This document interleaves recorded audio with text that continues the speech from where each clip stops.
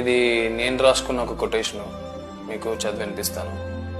అనుభవిస్తున్న కష్టాల ముందు వదిలేస్తున్న ఇష్టాలెన్నో, గుర్తు వస్తున్న బాధ్యతల ముందు గుర్తులేని ఆనందాలెన్నో, మనసులో ఉన్న ప్రశ్నలకి జవాబు దొరకని రోజులెన్నో, ప్రేమించడంలో గెలిచి ఆ ప్రేమను పొందడంలో ఓడిపోయిన జీవితాలెన్నో.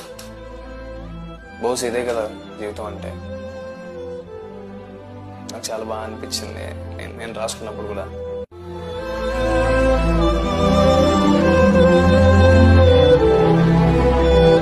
ఇది నేను రాసుకున్న ఒక కొటేషను మీకు చదివి వినిపిస్తాను.